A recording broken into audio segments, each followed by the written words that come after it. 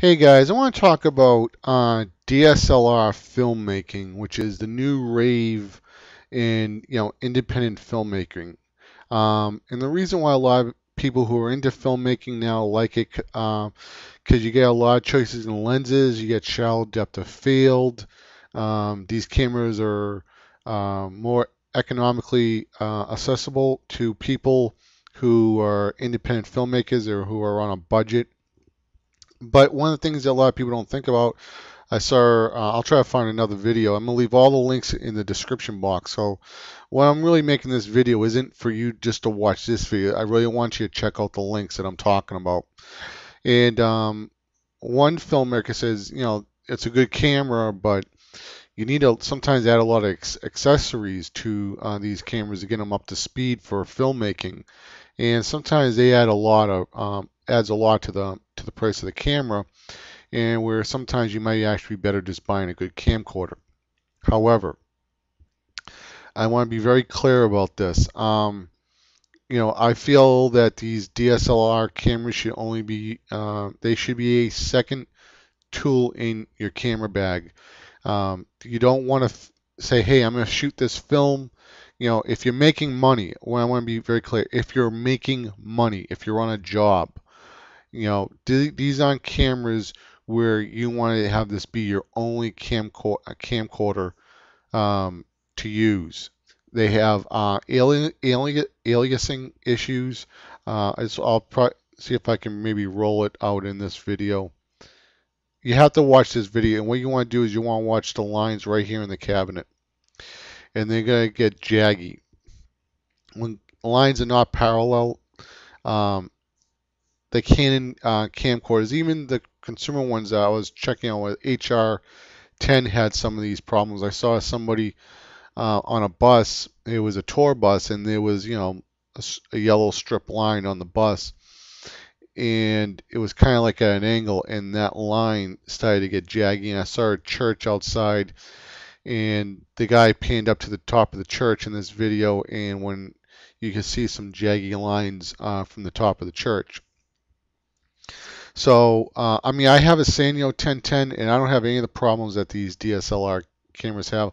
Only thing is my Sanyo does not shoot as good as these do in low light. But if you're looking for an economically good camcorder, you're a little bit up on the price level, maybe around $1,000. I'm going to recommend the Panasonic line. If you're on a tight budget, you need something less, I'm going to recommend Sanyo. But what I want to talk about is what this guy really breaks down why, why he doesn't like digital SLRs for filmmaking. Anti-aliasing problems. I left a comment over at Film Riot that says, these cameras have aliasing problems. The guy, replied back. He goes, they're great cameras. You have to know how to use them. Well, that's great, but sometimes you just can't. You just have no control of your environment. I saw a video where a guy was filming his wife. He made a little music video, and the best I can kind of describe the landscape is kind of like in Terminator 2 when Arnold Schwarzenegger picked John Connor off the bike. It was a gravel, underneath the bridge, and it wasn't really paved, probably that good because nobody walks there. So it had a very rugged texture, this cement, and that cement left a really bad aliasing problem. I saw a girl wearing a dress, that might have had maybe it was made out of wool, so there was like a lot of little fiber on her dress. Left huge problems of anti-aliasing. You get a gel effect if you pan the camera, like you go left to right. The whole picture bends. Is the plugin to fix that. I'm going to find the link and leave it in the description box.